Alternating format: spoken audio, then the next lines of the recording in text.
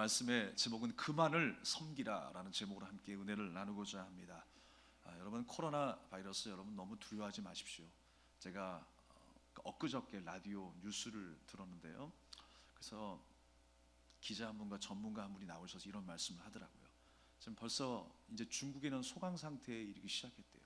그래서 어떤 현상이 나타나고 있냐면 8대2 현상이 나타나고 있다고 합니다. 10명 중에 8명은 감기가 오듯이 왔다가 낫는 사람들이 8명이라는 거예요. 그리고 2명은 어떤 사람이냐면 원래 기저질환과 호흡기 질환을 앓고 있었던 사람. 그래서 그 사람이 폐렴으로 전이돼서 앓고 있거나 죽은 사람. 그 2명이라는 거예요. 그러니까 당부하는 것은 뭐냐면 60세 이상이 폐렴으로 옮겨지지 않도록 조심하라 라고 하는 뉴스였어요. 우리가 그렇습니다. 너무 두려워해서도 안 될 것 같아요. 이 염려가 사람을 묶고 멈추게 만들어버려요. 무기력하게 만들어버려요. 그래서 염려라고 하는 그 말 속에 담긴 의미가 뭐냐면 질식시키다라고 하는 뜻이 있잖아요. 아무것도 못하게 만드는 거예요. 호흡 자체를 끊어버리는 게 염려인 것입니다. 여러분, 염려에서 자유하시기 바랍니다. 그래서 우리가 항상 하는 말이 있죠. 아침 식사를 하고 오셨기 때문에 제가 좀 더러운 얘기는 안 하고 완곡하게 얘기를 하겠습니다. 무서워서 피하는 일이 있고 경계에서 피할 일이 있어요. 여러분, 우리가 무서운 게 아니잖아요. 여러분, 무서워하지 마십시오. 우리의 무서움과 경외의 대상은요, 세상의 질병과 환경이 아니고요, 하나님이세요. 우리가 지금 이 질병 앞에 대하는 태도는요, 경계하는 겁니다.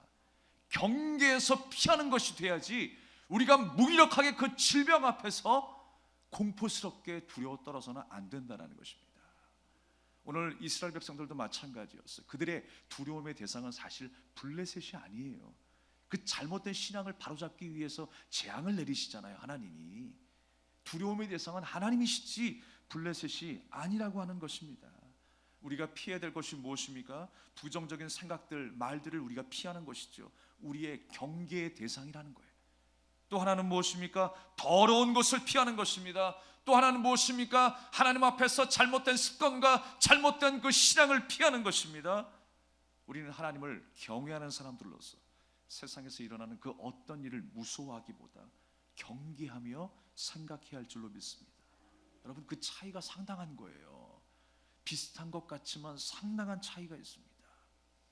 우리가 하나님을 경외하게 되면 우리의 삶은 날마다 새로워질 것이요, 전진하는 인생을 살게 될 줄로 믿습니다. 하나님께서 여러분을 그냥 내버려 두실 것 같아요? 이 대한민국을 그냥 내버려 두실 것 같습니까? 저는요, 확신합니다. 제가 예언자나 점쟁이가 아니에요. 근데 확신해요. 왜 그런 줄 아십니까? 하나님의 말씀을 통해서 우리에게 보여주셨기 때문에 그래요.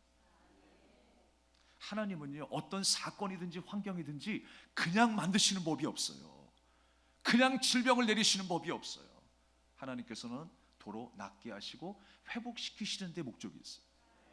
우리 인생에 하나님의 자녀로, 하나님의 백성으로 바르게 세워지는 것이 하나님의 목적이고 하나님의 방법이지, 우리를 저주 가운데에 그냥 끝나지 않게 하신다는 거예요.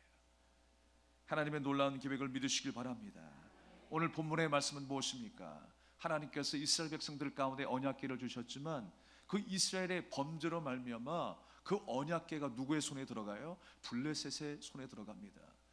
그런데 그 블레셋의 손에 언약궤가 있었을 때 수많은 재앙이 일어나요. 그래서 안 되겠다 싶어서 이스라엘에게 되돌려 줍니다. 그래서 돌고 돌아서 어디까지 왔냐면 오늘 말씀 속에 나타난 기럇 여아린 아비나답의 집에 도착하게 됩니다. 그리고 오늘 말씀에 보니까 9절 말씀, 오늘 말씀 속에 2절 말씀에 보니까요, 궤가 기럇 여아림에 들어간 날부터 몇 년 동안? 20년 동안 기럇 여아림 아비나답의 집에 보관되었어요. 여러분, 20년 동안 오늘 말씀에도 오래 있은지라 라고 하신 것처럼 상당히 긴 시간이죠. 그럼 우리는 이렇게 생각합니다. 야, 20년 동안 그 땅이 평화스럽겠다, 아무런 문제가 없었겠다. 근데 그야말로 아무것도 없었어요. 왜 그런 줄 아십니까? 우리가 액면으로 본문의 말씀을 보면 온 족속이 여호와를 사모하니라 그랬어요. 야, 하나님께서 우리 가운데 함께 하시고 우리가 하나님을 사모하고 평화스럽고 전쟁도 없고 기근도 없고 질병도 없고 정말 기쁨 가운데 살았다. 그 시간이 몇 년이라고요? 20년 이렇게 생각할 수 있어요. 근데요, 우리의 생각과는 조금 차이가 있어요. 뭐냐면 사모한다 라고 하는 그 말씀 속에 나하 라고 하는 단어는 어떤 뜻이냐면 애곡하다, 슬퍼하다 라고 하는 뜻이에요. 지금 하나님 앞에 애곡하며 슬퍼하는 거예요. 우리가요, 눈물의 종류도요 다 다릅니다. 하나님 앞에 내 죄를 회개하며 통회하며 애곡하는 것은 하나님이 기뻐 받으시는 거예요. 그런데 하나님 앞에 내가 결단하지 아니하고 내 안에 있었던 우상과 세상과 내가 짝하였던 그 마음들을 내려놓지 않으면서 하나님 이거 어떻게 해요? 힘들어 죽겠는데요. 이런 문제도 해결하시고 저런 문제도 해결하시고 그 고통 속에 애곡하고 슬퍼하는 것은 문제가 있어요. 여러분, 우리가 어떻게 애통해야 됩니까? 내 가슴을 찢고 하나님 앞에 통회하며 회개해야 되는 거 아니겠습니까? 그 눈물을 하나님께서는 받기를 원하신다라고 하는 것입니다. 그러니까 다시 말해서 지금 이스라엘 상황이 별로 그렇게 썩 좋지 않은 거예요. 평화스러운 모습이 아니라고 하는 것입니다. 겉보기에는 평온했습니다. 20년 동안 아무것도 일어나지 않았습니다. 근데 아무 일도 일어나지 않은 것이 아무 일이 아니라는 거예요. 내가 하나님의 말씀에 순종하지도 않았는데, 내가 예배드리지도 않았는데, 주님을 믿지도 않았는데 아무 일도 일어나지 않았어요. 거봐요, 나는 그냥 내 마음대로 살게요. 꼭 하나님 믿어야 우리가 잘 삽니까? 평온합니까? 기뻐합니까? 세상에 많은 사람들이 그렇게 생각할 것입니다. 그런데 여러분, 아무 일도 일어나지 않은 것이 정말 우리에게 평화이고 기쁨입니까? 아닙니다.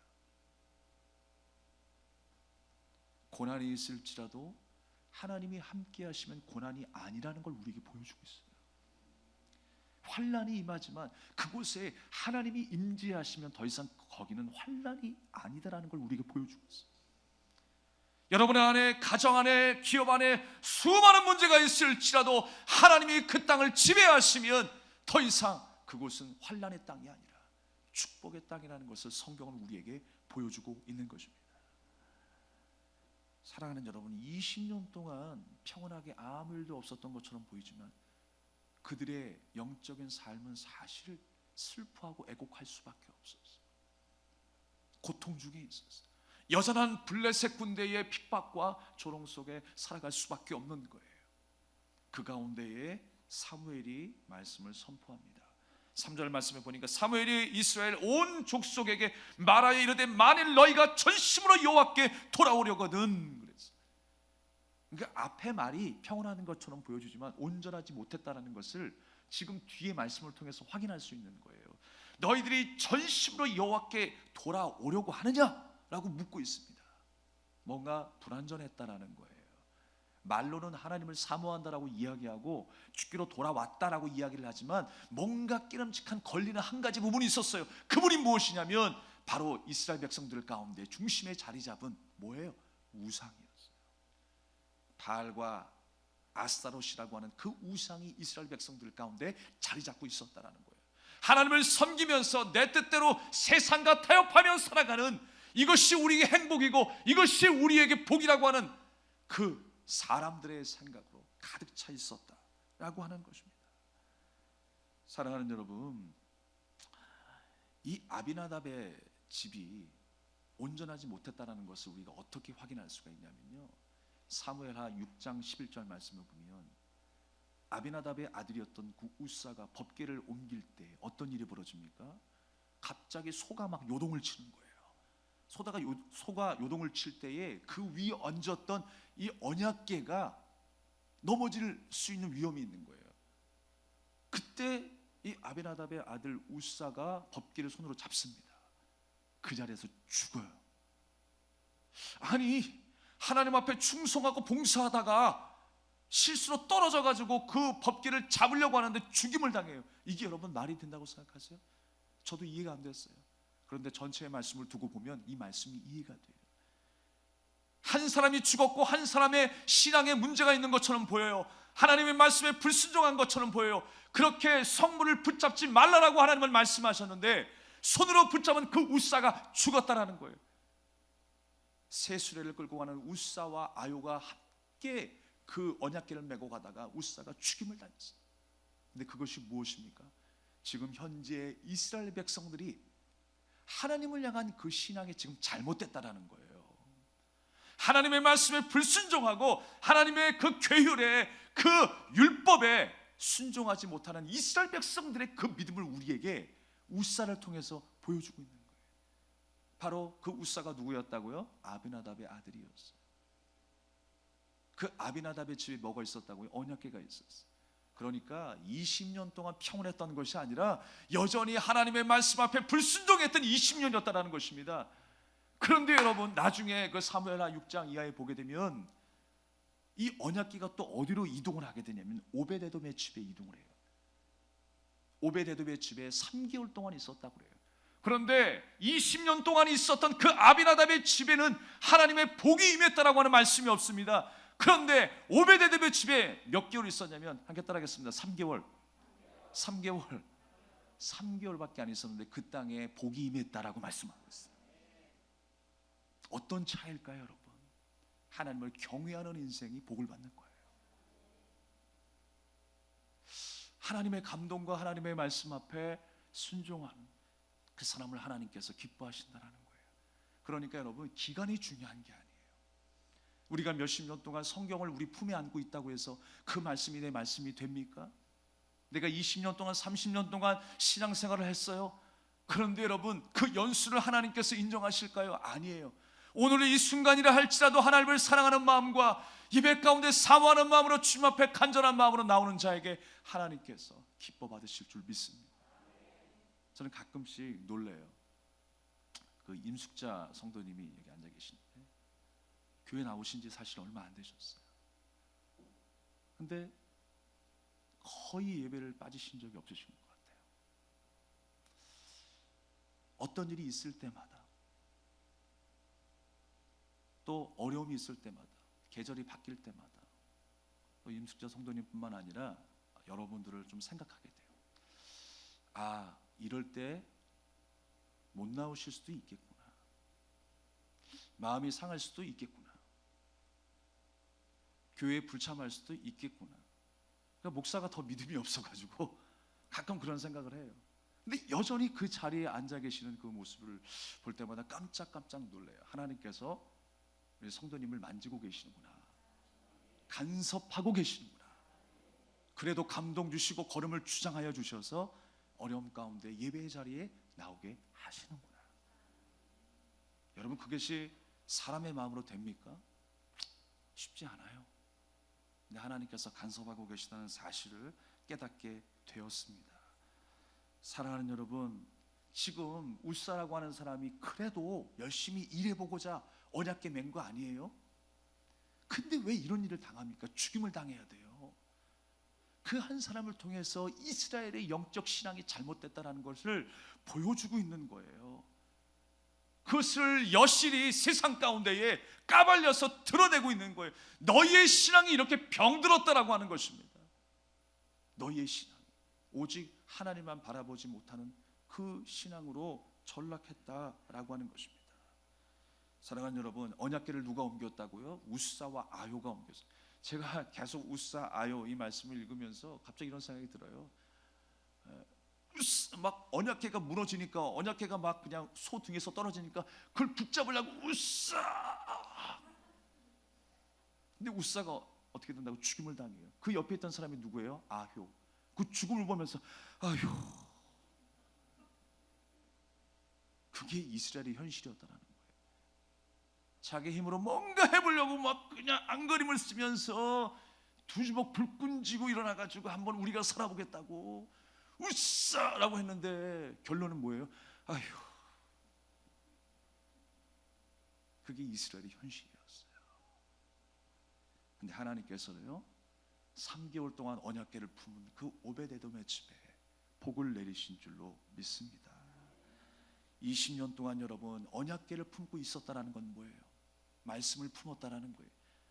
예수님을 그 마음속에 품었다라는 거예요. 근데 진짜 품지 않았다라는 거예요. 허물겠다라는 거예요. 하나님을 온전히 경외하지 못했다라고 하는 것입니다. 우리의 삶도 마찬가지입니다. 우리에게 주시는 경고로 우리가 알고 우리가 언제든지 하나님을 경외할 수 있는 저희 여러분의 신앙이 되기를 주님의 이름으로 축복합니다. 성도의 자랑은 무엇일까요? 내가 교회에 오래 나온 것, 우리 교회가 사이즈가 어떻고 역사가 어떻고 전통이 어땠다, 어떤 일을 이루어냈다가 아니라 성도의 자랑은 무엇입니까? 함께 따라하겠습니다. 하나님의 하실 일을 나타내는 것이다. 나를 위해서 하나님이 하실 일이 무엇인가를 여러분 고백하십시오. 그게 바로 우리 성도의 자랑인 거예요. 죄인이었던 가능성 없었던 나를 구원하시고 나를 하나님의 자녀 삼으신 것을 자랑해야 되는 거예요. 난 자격이 안 되겠지만 그 자격의 반열에 하나님께서 나를 세우셨다는 것을 자랑해야 돼요. 나는 예배할 수 없었지만 예배하는 예배자로 세우심을 자랑해야 하는 것입니다. 오늘 사무엘은 물어보고 있는 거예요. 너희들이 전심으로 하나님을 섬기길 원하느냐, 돌아오길 원하느냐, 너희 속에 있는 우상을 제거하라 라고 말씀하고 있습니다. 여러분, 우리가 항상 우상 생각하면요, 보여지는 것, 새겨진 것, 나와 분리되어서 내 앞에 있는 어떤 조형물만이 우상이라고 생각합니다. 그러니까 우리가 그냥 그거 보고 지나치면 또 잊어버려요. 그런데 여러분, 우상은요 어디에서부터 시작하냐면 내 안에서부터 시작되는 거예요. 내 뜻대로 내가 원하는 하나님을 만들어내는 거예요. 내가 하고 싶은 대로 신앙생활을 하는 것, 그게 우상이라니까요. 우리는 자꾸 보여지는 것에서 피했다라고 하면 안심해. 야, 내가 지나다가 석가모니 큰 거 한 2m짜리 보면서 재수 없었는데 그거 이제 안 보니까 속이 다 시원하다. 무너지니까 속이 다 시원하다.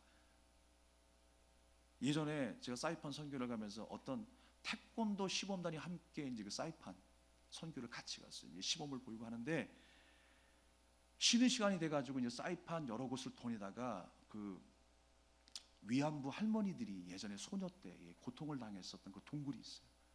그 동굴 속에 들어가는데 뭐가 있냐면 석가모니상이 딱 자리 잡고 있는 거예요. 불빛이 번쩍번쩍하면서. 근데 그게 돌로 만들어진 것이 아니라 플라스틱으로 만들어졌어요. 그래서 그걸 보던 태권도 시범단 한 사람이 화가 나가지고 2단 옆차기로 석가모니 얼굴을 강타해버렸는데 그 목이 날아가 버렸어요. 여러분, 그렇게 석가모니를 부순다고 해서 그게 무슨 의미가 있냐고요. 무슨 의미가 있어요.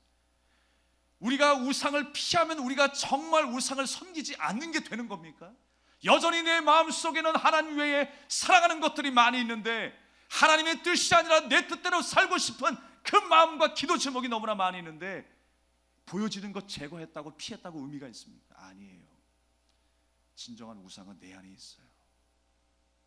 내 마음속에 아로 새기고 조각으로 만드는 그 우상을 우리가 빨리 제거해야 돼요.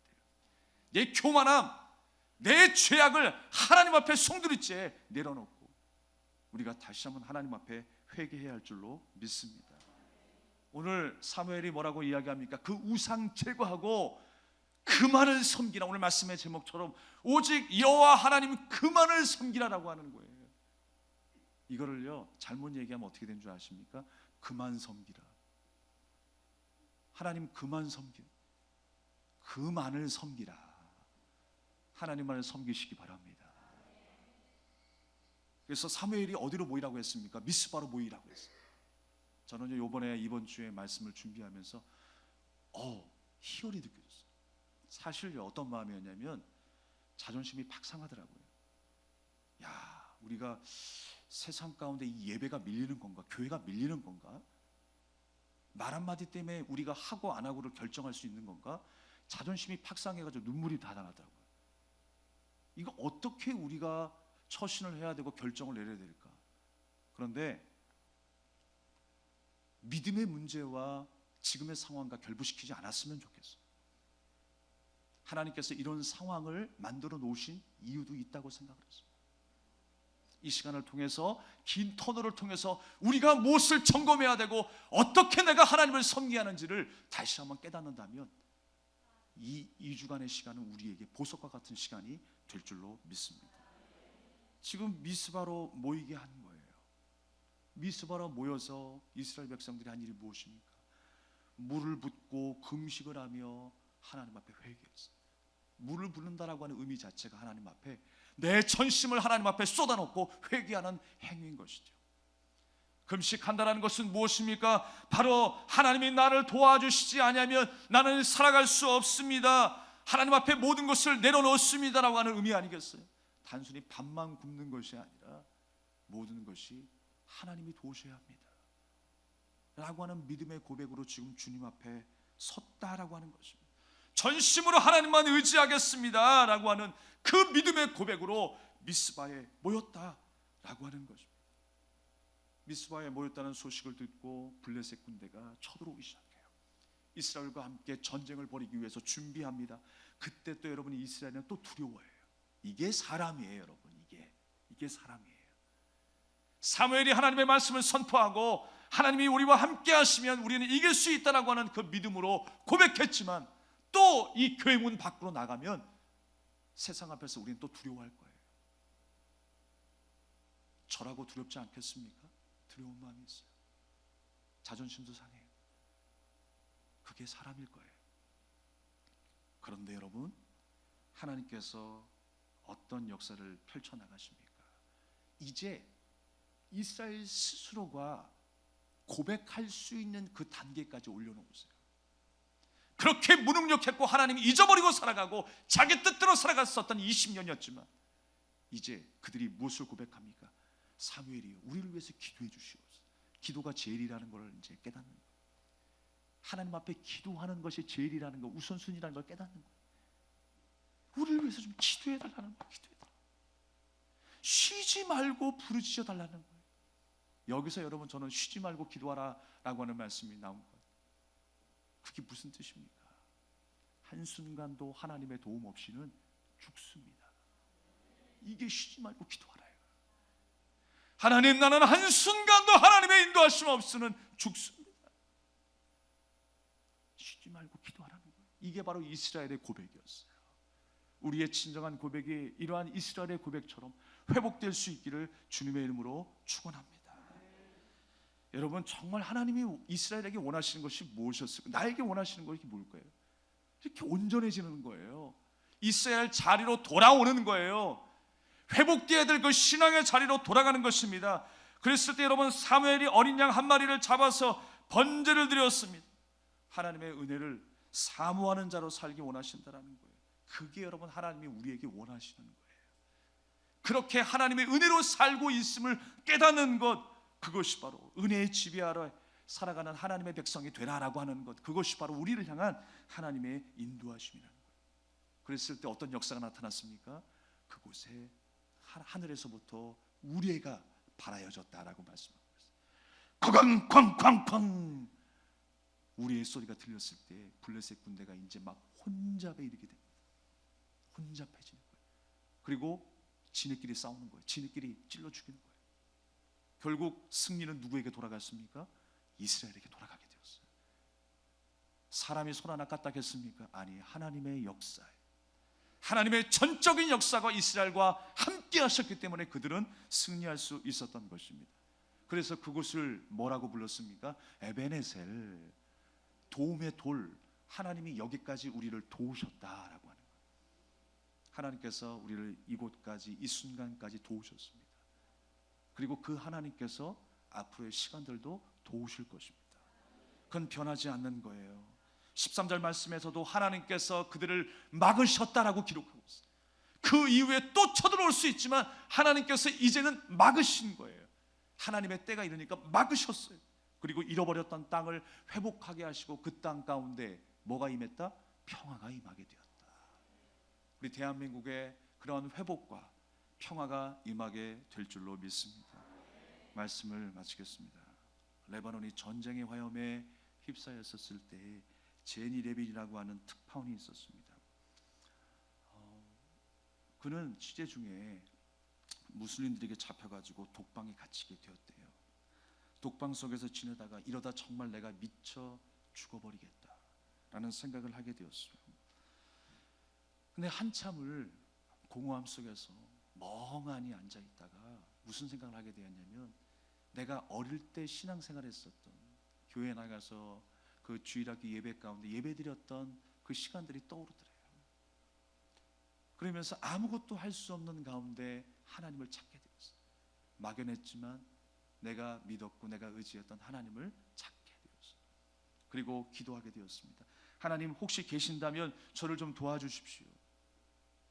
아무것도 할 일이 없었고 할 수 있는 것이 없었기 때문에 그는 무릎을 꿇고 하나님 앞에 기도하기 시작했어요. 그런데 그 감옥 가운데 하나님께서 그를 만나 주셨어요.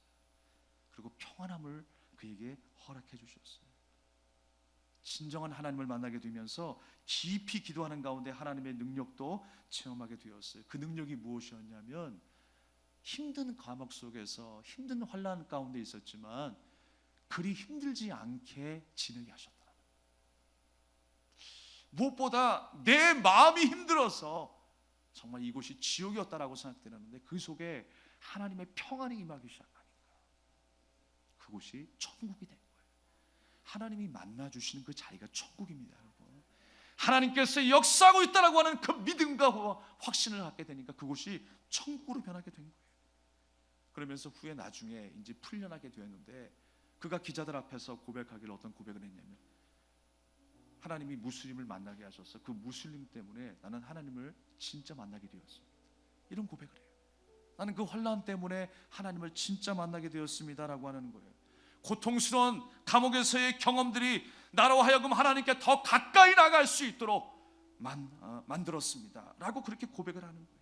그리고 하나님께서 나를 이기게 하셨습니다 라는 고백을 했어요. 여러분, 우리는 쉽지 않은 한 주를 보냈습니다. 또 쉽지 않은 한 주를 우리가 만나게 될 거예요. 저도 사실 한 주를 보내면서 설교가 잘 잡히지 않았어요. 교회가 이렇게 무기력했던 때가 있었는가, 성도들이 이렇게 무기력한 때가 있었는가를 보면서 자존심이 많이 상한 한 주였습니다. 신천지가 욕을 먹는데 왜 싸잡아서 교회까지 우리 믿음의 성도, 사랑하는 성도님들이 왜 당황하고 욕을 먹어야 할까, 고난을 받아야 할까라고 이해가 되지 않았어요. 그러면서 생각하는 것은 우리가 과연 붙잡아야 할 것이 무엇인가를 선명하게 보게 되는 시간이 되었던 것 같습니다. 여러분, 전쟁이 일어났을 때, 아니 배가 파손되었을 때 우리가 붙잡아야 되는 것이 무엇일까요? 뱃속에 들어가 있는 보물 상자입니까? 돈입니까? 아니죠. 구명조끼라든지 아니면 심지어 배 널판 조각이라도 붙잡아야 사는 것 아니겠어요? 내게 생명이 되는 것이 무엇인가를 우리가 분별하고 붙잡아야 되는 것 아니겠습니까? 내가 아끼던 것, 내가 소중히 여겼던 것, 그것이 여러분 금이라 할지라도 다이아몬드라 할지라도 우리는 내려놓아야 할 때가 있어요. 우리 대한민국은 지금 파손맞은 배와 같습니다. 우리 교회도 마찬가지일 것입니다. 이때 우리가 더 붙잡아야 되는 것은 무엇입니까? 다른 것이 아니에요. 세상의 처세술이 아닌 것입니다. 바로 우리의 생명 대신 전능하신 하나님이신 줄로 믿습니다. 우린 그 하나님의 말씀을 더 가까이 하며 붙잡아야 돼요. 하나님의 말씀을 떠나서는 살 수 없어요. 20년 동안 언약궤를 붙잡았지만 하나님 없이 살았던 그들의 인생을 우리가 닮아서는 안 되는 것입니다. 여러분, 두려워하지 마십시오. 우리가 다시 한번 담대한 믿음으로 살아계신 하나님을 바라봅시다. 하나님과 더 가까이 교제하며 우리가 다시금 만나는 그 시간까지 믿음으로 전진할 수 있기를 주님의 이름으로 축복합니다. 우리 찬양을 드리며 함께 기도하겠습니다.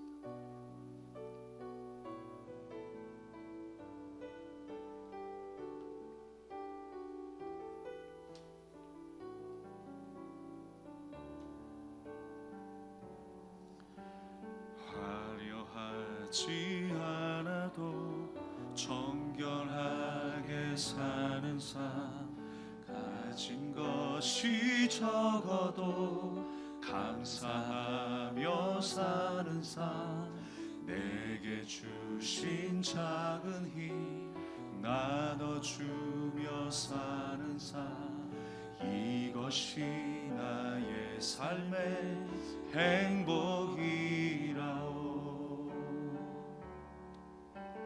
눈물 날 일 많지만 기도할 수 있는 것, 억울한 일 많으나 주를 위해 참는 것, 비록 짧은 작은 삶 주 뜻대로 사는 것 이것이 나의 삶의 행복이라오. 이것이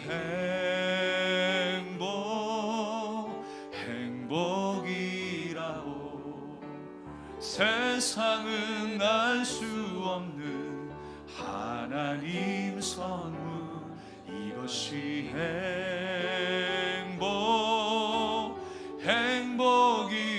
행복이라오. 하나님의 자녀로 살아가는 것 이것이 행복이라오. 화려하지 않아도 정결하게 사는 삶 가진 것이 적어도 감사하며 사는 삶 내게 주신 작은 힘 나눠주며 사는 삶 이것이 나의 삶의 행복이라오. 눈물 날 일 많지만 눈물 날 일 많지만 기도할 수 있는 것 억울한 일 많으나 주를 위해 참는 것 비록 짧은 작은 삶 주 뜻대로 사는 것 이것이 나의 삶의 행복이라오. 이것이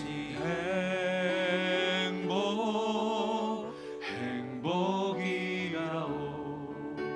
세상은 알 수 없는 하나님 선물 이것이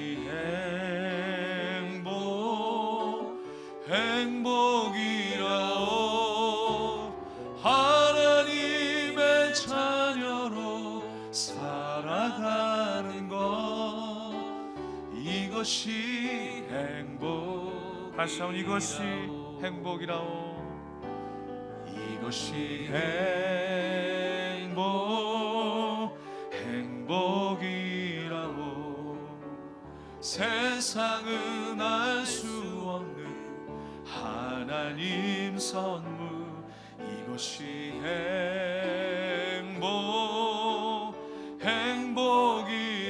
행복이라오. 하나님의 자녀로 살아가는 것 이것이 행복이라오. 아멘. 우리 주신 말씀을 기억하며 우리 합심하여 기도합시다. 우리가 어떤 순간도 어려움에도 하나님의 자녀로 살게 하여 주시옵소서. 교회에 있으나 가정에 있으나 세상에 있으나 하나님의 자녀란 사실을 잊지 않게 하옵소서. 나는 그리스도인입니다. 나는 크리스찬입니다. 하나님 나라의 백성입니다라고 하는 사실을 잊지 아니하고 하나님을 경외하며 하나님의 말씀에 순종하는 복되고 아름다운 삶이 되게 하여 주시옵소서. 우리 간절한 마음으로 기도하겠습니다. 사랑의 하나님 아버지, 은혜를 감사드립니다.